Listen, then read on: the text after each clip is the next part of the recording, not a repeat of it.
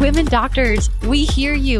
We know your struggles. We know what it's like to be a female doctor in this dominant world. And guess what? Dr. Summer Casmel and myself teamed up together and created Women Dentists Connect. We wanted to create a safe, educational, and inspirational place to come and ask those crazy questions that you don't want to ask. We know that being a female doctor is different than it is for male doctors. You just have different issues, different questions, different concerns. So Dr. Summer Casmel and I are actually hosting a live event in beautiful Scottsdale, Arizona on October 11th and 12th. This is for women doctors and their teams. We're talking business. We're talking issues that female doctors face. We're talking team breakouts, how to really rally your team. And we're giving you hundreds of tangibles that you can take home and implement Monday morning. We're also having an amazing lineup of speakers where you'll actually get CE for attending. So come on in. We can't wait to see you. We only have a handful of people that we're allowing in. So run on over to womendentistsconnect.com. Use the coupon code podcast to get the Dental 18 family coupon. Guys, I cannot wait. I would love to see you there. I'd love to connect with you, learn from you, and share. So hop on over Women Dentists Connect. I can't wait to see you in October.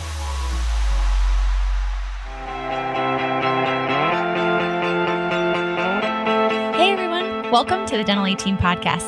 We're your hosts, Kira Dent and Dr. Mark Costas. Mark and I had this crazy idea that maybe we could combine a dentist and a team member's perspective because let's face it, dentistry can be a challenging profession with those two perspectives. And Dental 18 podcast was created. I'm a practicing dentist, a multiple practice owner, a dental performance coach, and the founder of the Dental Success Institute. I've been a dental assistant, treatment coordinator, scheduler, biller, office manager, current practice owner, and international dental consultant. Mark and I don't just understand you, we are you. Our goal is to positively impact the world of dentistry by sharing our lessons learned from the road in hundreds of dental offices. Two perspectives, one mission, to help dental professionals reach their full potential. Welcome to the Dental 18 podcast.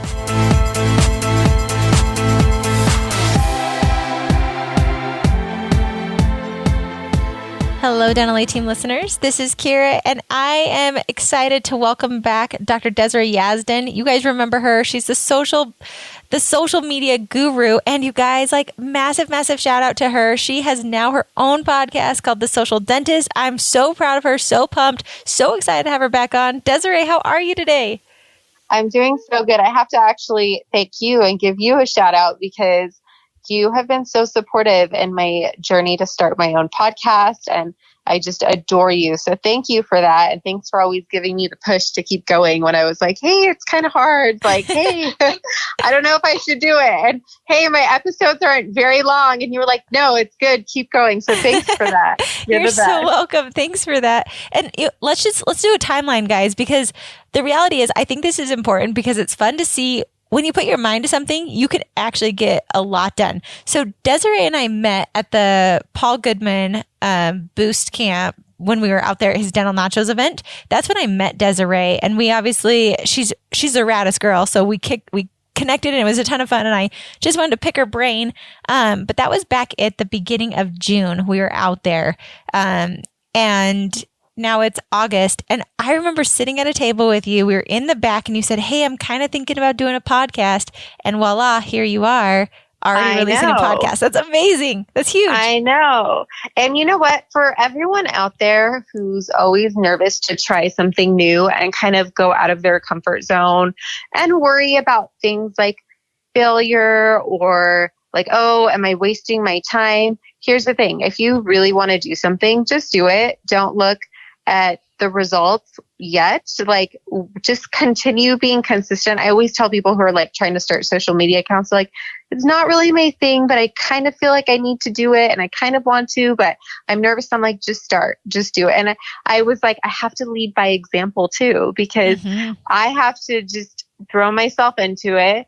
And maybe in 6 months, I'll start analyzing results. But for now, I can't do that. I'm just getting started. So I'm just going to do my best, work my hardest at it, and we'll see where it goes. I love that. I love that so much because it reminded me when I was at the Tony Robbins event a couple weeks ago, something he kept saying over and over and over again was don't get caught up in the tyranny of how. Because so often we say hey, I want to do this. You were thinking, I want to do a podcast. I thought I wanted to do a podcast. And thank heavens we have Mark Costas to guide us through this world. He's podcast champion, obviously. but it was one of those things where I know you didn't know when you said, I want to start a podcast, there was no way to know how to get there. I know when I said I'm going to start a podcast, I didn't know how to get there. But when Tony Robbins said that, and I think it ties to social media, it ties to anything in your practice, it ties to new procedures, it ties to, I really think anything in life, when you know you want to go somewhere, decide you're going to go there. Don't stress about the how. Like, don't get stuck in that.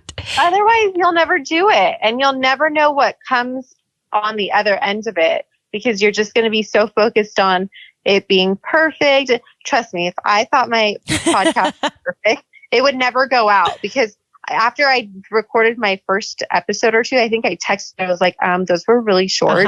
And should I re-record them? And you were like, no, just keep going. And I was like, okay, you're right. So totally. Yeah. And that's in everything, right, guys? So I love that we're starting this podcast on that, because the tyranny of how will prevent you from the life you want to live, and it will keep you in the life that is just being tossed at you. So I'm so proud of you, Desiree. You're crushing it. And guys, go hop over there. So it's the Social Dentist, and she talks about social media hacks constantly. So, and if you guys don't know or you don't remember, she has over 136,000. Yep, you heard right. 136,000 followers on social media that she built from the ground up. So if she knows how to do this, you should definitely hop over there and listen to her podcast, pick up those social media hacks. But I'm excited to welcome you back, and you've got a pretty passionate topic, and I think it's beyond helpful for all of our listeners. So let's put on our social media hats and dive right into your wheelhouse of what you excel at exponentially.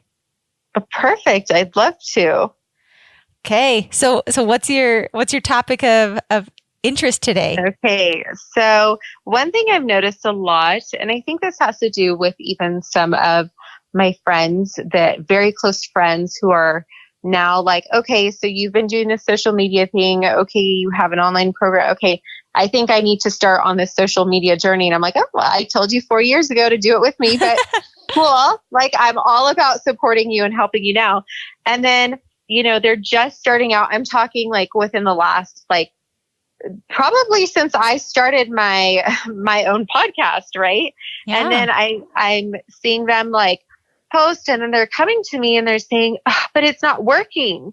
So of course I put on like my little stalker hat, and I jump on over to their profile and I start analyzing their profiles. And this isn't just one person or two people. Like, you see this constantly. And it's actually a really big mistake that dentists and other healthcare professionals make on social media in general, is they're constantly doing hard sales. So what I mean by that is, like, everything on their profile is a sell. Like, oh, we have a free consult this month. Oh, today we have $100 off teeth whitening.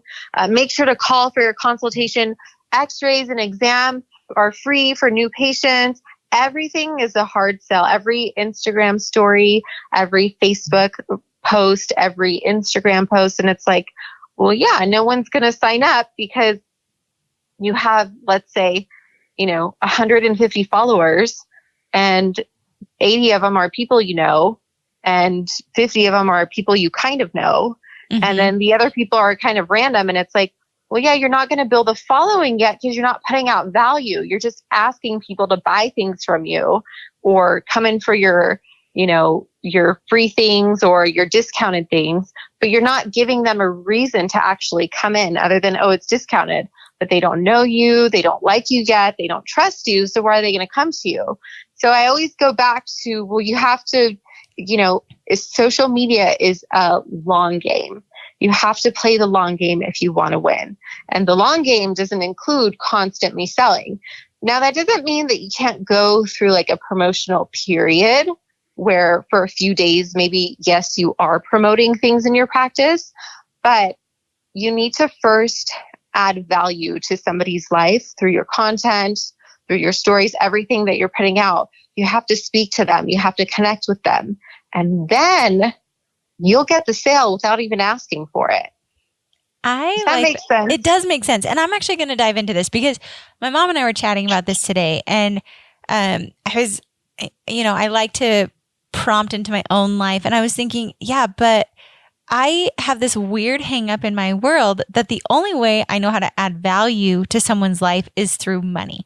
So in a weird way of like, if I don't offer a discount or I don't offer a free consult or if I don't offer, like, hey, just come on in and get it for free, then I'm not adding value. And like, that was the only way I could think of adding value, this morning when I was chatting with my mom. And I wanted to bring that up because I think sometimes we think by offering those free consults, we might trick ourselves into thinking we're adding value when we're actually selling. And so I was curious if you had any tips or ideas of how to add value from your world. Because obviously, as I said that out loud, I'm like, oh, there's lots of different ways. But like, what are some good ways that people can add value beyond just monetary value and not getting hung up in that, well, I thought I was adding value by giving discounts, when in reality, there's other ways to truly add value. What are some of your tactics on that?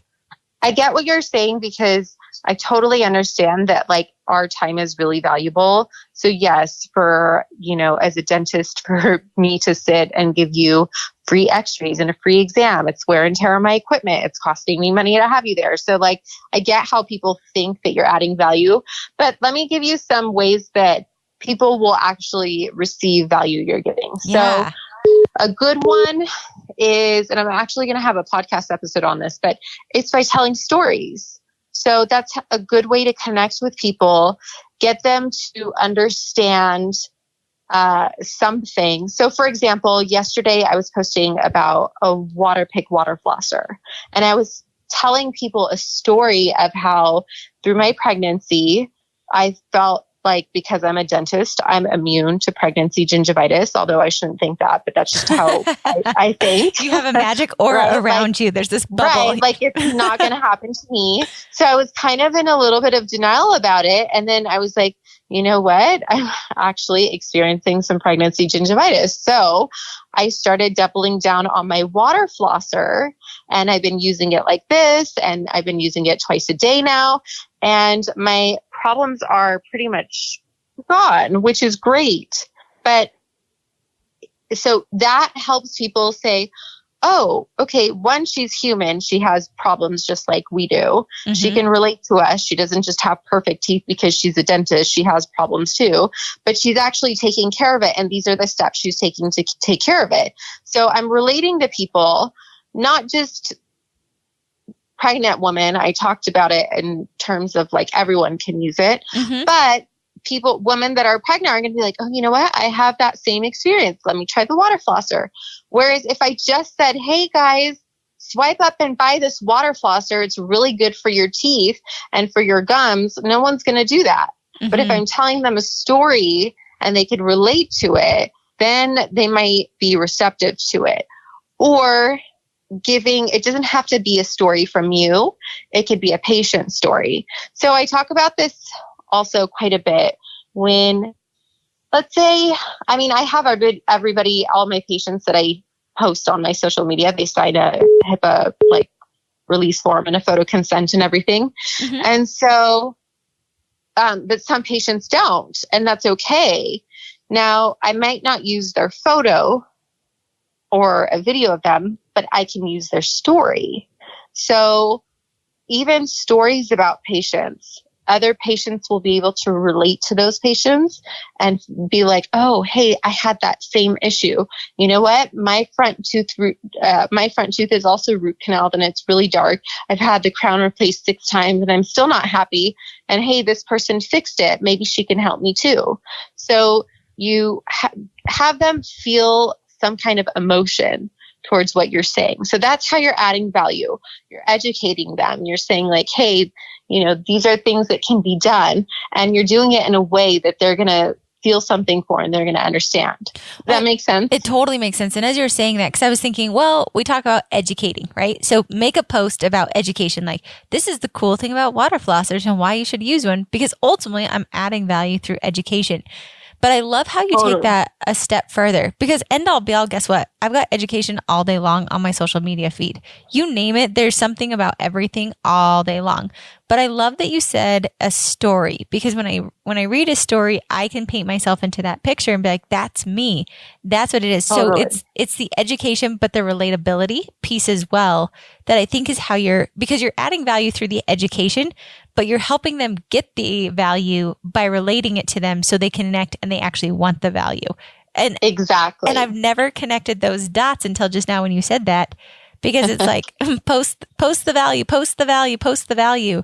But yet, which, by the way, I love the educational post. I think those are fantastic because it helps people. It helps, first of all, place you as an authority in that area. mm-hmm. And then it helps people really learn things because there's things that that people don't. So educational posts are great, but stories take it up just like one level, Absolutely. Because I'm going to read it because people love stories. Think of when you're a child, your parents read you stories. Like we love to hear stories as children. And as much as we like to pretend like we're adults and we're not children, we're still children at heart. And we still like stories and we still like to connect and we like to feel something. And so I love that you just connected those dots of add the value, but put it in a way that your audience will actually receive it and digest it and connect with it. Therefore, you really did add value to their life. Right. And then I don't know if, I'm sure you experience this as well going through school, but anyone who's gone through any kind of schooling past beyond high school, have you ever been in a classroom or in a lecture where it's all facts? Like, oh, these are the types of bacteria that are in the mouth. These are the types of bacteria that cause X, Y, and Z. These are the types of fungus that can be blah, blah, blah, whatever, right? And you're just like, oh my God, this is so boring and you have to memorize it. But when you have like, for example, a photo of something and the faculty says, oh, this person has these symptoms in their mouth and they were out with their family and they were having dinner and blah, blah, blah. And they start telling you a story about it. And then you remember that, oh, well, they ate this thing and they had this symptom. You don't forget those types of stories as quickly as you forget the 5 types of bacteria that cause X, Y, and Z. You know what I mean? So Totally. It's like even in a learning thing, like in school, if more teachers took the time to tell the stories, the students would absorb it better because our brains actually work differently when we hear stories. So it's a really good way to get the point across. I love that so much. And you're right. I can think back to college, which I've been out of college for a few years, and I can still remember certain principles, but they always say, and I remember being at a conference one time and they said, people remember stories. So find a way to tell stories to get them to connect to what you want them to connect to because they'll remember it. And you're right. I mean, I could see your post about water flossers and you could educate me all day long. And I think I might even think that's awesome. But if I think of you as the pregnant lady, the pregnant dentist who had these problems and she used this and it solved it, much more likely when I see a friend or I experience it, because you almost connect, not almost, you definitely connect it to everyday life and it will conjure up those memories when that happens to me in my everyday life. I'm not going to probably run across a water flosser in my everyday life, but I will run across a pregnant lady in my everyday life. And that can conjure up those same things. Right. It's brilliant. Exactly. I love that. I love that. Okay. So adding value through stories that also educate. Do you have any other ways on social media that, because like you said, the sell, and I think I've uncovered one reason why I think people would do that for thinking they're adding value. Do you have any other ways that you recommend of adding value beyond the stories? Or is that kind of your like go-to ace in the hole way you do social media? So I don't do storytelling on like every post, although you can, but it's just not something I do for everything. But adding value can, like we said, be educational, like do a lot of educational posts, which are fantastic for many reasons. Like I said, for example, makes people understand that you actually know what you're talking about. You can teach them about things. And then also, including a little bit of personal stuff. I always have this rule, like, you don't have to be super personal. Like, you don't need to know, for example, who my doctor is that I'm seeing for my pregnancy. You don't need to know how I'm deciding to have my baby. Like, if I'm not comfortable sharing it, you don't need to share it. Mm-hmm. I think share whatever you would share with somebody sitting on a plane next to you.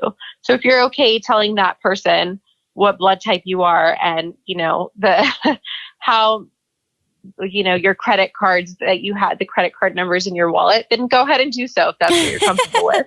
But if you're not comfortable I'll read your post. Right, exactly, then don't talk about it, and that's fine. But put something out there that you're comfortable sharing with people so that people can relate to you. So mostly, I guess, connecting with people. The whole goal of social media is you want that one-on-one connection. And I know people are probably sitting here thinking, well, I'm not on social media to connect with one person. Like, I'm on there to like advertise my business and I want to connect with a lot of people. But it really comes down to connecting with one person, kind of like one by one. And from that, seeing what works, what are people responsive to, what, transition that person from an actual follower to a paying patient. Those are things that you will never learn if you're not connecting with people one-on-one. And then you could grow from there and like connect with more people at the same time, if that makes sense. Mm-hmm. Absolutely. And I like that I think back to your last podcast, and I haven't gone back and listened to it before this one. I probably should do my homework a little bit better, but I remember you talking about who your avatar is. Her name's Olivia and she drives a Range Rover and she wears Lululemon pants. Like, I can remember your avatar of a person. I can remember you saying like, make your social media page a place like Starbucks where people want to show up and hang out, but you're doing it centralized on that one person. But I know myself, I'm busy. I've got a lot of things going on. And I think about you. I'm like, okay, so she's a dentist. She's pregnant. She has social media following. She posts a lot because I see your posts. And you also have a podcast now. So let's just say you're a pretty busy woman as well. So I actually wanted to dive into, if you're willing to share some of the ways that your posts are pretty long too. You do take the time to do that. How do you juggle that? And you're about to be a mom too. So how do you juggle putting that much information into social media? Because I know a lot of people think, well, let's just do it quickly. Let's just put something out there, like great added value on the water flosser. Done. I did my post for the day. Mm-hmm. How do you put that time in, and how much time does it do? Like, how do you time manage your social media in your busy life as well? That's such a good question. So first of all, I have this theory of everything that I'm going to do to the best of my ability. Now, I've taught myself how to not be the perfectionist in every case scenario. In some cases, like, yes, and like my dental treatment, yes, I'm going to continue to be like the perfectionist. But if, something is going on behind the scenes, and let's say I order some kind of barrier tape and a different one comes in, I'm not going to be super picky about that. Mm-hmm. So same with social media. Like and same with the podcast. If it's not 100% perfect sound quality, or it's not exactly to the minutes that I wanted it to, or the post is a little bit too short or a little bit too long, I'm not going to sit there and spend so much time obsessing over it. So I've had to unlearn the perfectionist type of behavior that I have. Mm-hmm. But with that said, it is a lot, but I really believe in batching your content. I like to stay ahead of the game. I was never really much of a procrastinator growing up. Like, I always did projects super early. So with social media, I actually teach this quite a bit. I teach you how to batch your content. And for those people that are inside my online program, they actually know how to create all of their content for 1 month in just one day. And I think that's really important, because we're talking about people who are super busy, have full-time careers, and have careers where they're actually like with people and working on people and managing an office, not like easy careers. Not that I shouldn't say that, but not careers where they're kind of like behind the scenes working. Mm-hmm. Like, no, they're like hands on. So they don't have the free time to be like, oh, I'm going to write about this. And I also keep a list on my phone. Like, I have on my notes app. If I ever come up with an idea, I'm like, oh, that's a good topic. Oh, I need to write about that. So an easy way to create topic ideas is to think of your 10 most commonly asked questions.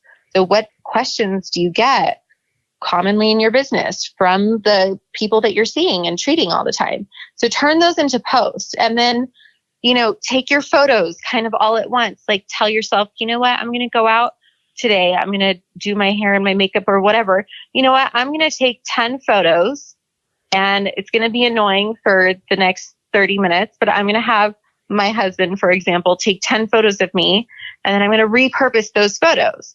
And if you do that every few weeks, you'll have photos, and then you'll take those photos and you kind of have topics and you kind of just put them together. So, I mean, you could do it in a much more organized way, but if you're just getting started, that's kind of how I did it. Because if you're trying to do, like, there's no way that in my life that I would be able to sit and be like, okay, well, today I have to create my post for the evening plus stories. Then I have to post on Facebook. And then, you know what? I also need to record a podcast. Like, that's just not going to happen. Work runs over.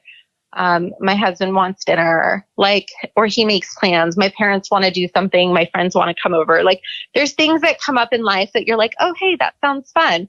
But when I tell myself, okay, for example, Friday night or Friday during the day, I'm not working, so I'm going to sit and record 3 podcast episodes. Well, I just made that commitment to myself and my business. And I'm going to make sure if somebody calls me and says, hey, what are you doing at 10 in the morning? Like, you want to meet for coffee? I say, you know what? I can't meet at 10. I can meet you at 1. You know, so I give myself that time. I literally schedule it in my schedule to create my social media posts, to create my content for the podcast, to work on whatever I need to work on. So that's kind of how I do it. And as you were saying that, I was thinking, okay, reality is we sit here and think it's going to take so many hours and it's going to take so much time. So what do? We start scrolling on social media because we don't want to do it. And so I think if it's, when you said 30 minutes, I was like, gosh, that's such a great idea. Go snap a few pictures in different areas. That's really not a lot of time. That's 30 minutes. You've got your pictures for the next couple of weeks. You batch that out. So it's just ready to go. You plan this out. And I love that you said you could get all of it done in 1 month. I remember I had a coach who did that. And she said, you know, I sit there I've got it in one day. I can get everything done for the entire month and it's done. And that honestly feels more doable. And you're not sacrificing your life. That's called life work integration. And that comes from originally when I first started my accounts. That was my life. I would go to work all day. I would get off work late. And then it was important for me to go to the gym and exercise. And then I would come home and then, you know, I would make sure to have time with my husband. And then by the time I was like, okay, I need to write something on social media. And it was like, I felt like I was working all the time because then I was always on my phone and I was like, okay, hold on. This is not working anymore. After like 6 or 7 months, when my husband was like, you're always on your phone. And I was like, I know, I kind of am. And he was like, I know, but I don't get to see you. Like, you're at work. And we were kind of newly married. And I was like, oh, he's kind of right. Totally. So I was like, okay, what am I going to do? And I was like, okay, I need to batch my content. And not only does batching your content free up your time, because when you sit down and you start writing one post, you start, like, you get in that creative mindset and you start being able to write so many posts. All of a sudden you're like, oh, I just banged out like 7 posts and then in like the past like 45 minutes and now I'm good. You know what I mean? Whereas if every night you're trying to write something, you're probably going to spend 45 minutes doing it and then finding a photo and then putting it all together and then putting it out. So what I'm saying is when you batch it out and you first of all, when you're off of work way later than you thought, and I don't know how people's lives are, but I imagine many people have families that they have to get home to or they have other obligations. And so you don't have to be stressed about your other obligations. You just go into your file of stuff that you want to post. You're like, oh, this is a great post. This is how I'm feeling. I'm going to post this. I have the photo ready to go. It takes you 1 minute. And then when you have the free time, because you're not spending time creating that content, you can actually engage with your community. So commenting on people's posts, responding to your direct messages, finding people to support on social media that are also trying to grow their pages. That's really smart. And I was thinking when you said that, I realized your posts are probably going to be better if you batch your content because you're not frantically just trying to get this done to check it off the list, but you're actually spending time and you're in that creative zone. And guess what, guys? There are a lot of things we do in this life that we don't want to do. We just need to do them and get them done. And if it just becomes part of your daily routine or your weekly routine or your monthly routine, it's not hard to do. So I'd say offices, I know a ton of you delegate this to team members and team members are writing these posts. And yet I know a lot of offices that I've coached their team members have to take like 2 or 3 hours a day for social media. And I think it's absurd because it's so much time. Like, what are you doing for 2 or 3 hours to do this? Whereas I love the idea of get in the mode of creativity, get in the mode of like, what do we really want to post? Have those notes that you write throughout the month while you're thinking about it. Write those 10 questions down, like you were saying, start responding to those, have the pictures ready to go, crank those out, and then maybe spend a couple, maybe 30 minutes a day responding and engaging to your community, but you're not spending all that time trying to create. I love, love, love the batch and the efficiency. And it takes out so much of the stress because you don't have to think about it quite so much. And I'm not saying don't post in the moment. There are plenty of times that something comes up and you're like, I have a great post idea and this is going to do really well. Go ahead, post in the moment. But the batching of the content helps you, one, stay consistent. And it's for those times where you're like, oh my God, I was supposed to be off work an hour and a half ago. I'm still here. I'm still going to be here. And then I need to rush on over to pick up my kids. And then I have to make them dinner and I have to go to the grocery store. Oh my God, my car doesn't have gas. There's another 15 minutes I have to spend pumping gas. So that's really, you know what I mean? Like things happen. That's real life. So, right. And if you use the excuse of, I'm going to, do it every single day, you're really not. It's not going to happen. Mm-hmm. My dog is so excited about this topic. He's barking. I love it. I love it so much. Desiree, those are super, super helpful. You went through a myriad of topics today that I know I gained a lot from, don't sell, connect with your clients and your audience. Make sure you're telling those stories and doing education and adding true value to their life that they connect and they interpret it in a way that actually is value. And then of how to actually do these type of posts, because in my mind, I'm like, forget it. I'm not doing that. That's way too much time. But you just made it very simple I actually think if I stopped scrolling social media or I stopped doing all the dumb things that I do to kill time because I don't want to do something else, that is my 1 hour a month or my couple hours a week that would ultimately have them be the message and the vision and the feel and the vibe that I actually want to display, as opposed to just slapping something out there because I'm exhausted and tired and it's the end of the day and I have to get it done. Because I know you can actually feel that energy in those posts of somebody who's just doing it because they have to get it done versus the person who thought about their audience, wants to connect and wants that experience. You can actually feel that in those two different posts. I completely agree with you. And I always say not to treat social media like a box that you check off your to-do list. You should actually be using it as a strategy, to grow your business, as opposed to, oh, I have to do this. Let me just do something just to do it. Yep, because your posts will feel like that. They're going to feel exactly, and you don't want that. And also, if you do want to use your social media and have those promotional phases where you are doing some direct sales, that's okay. You just don't want to do it for every post for an extended period of time, but you want to warm up your traffic. So let's say in your practice, you will really want to start, promoting Invisalign.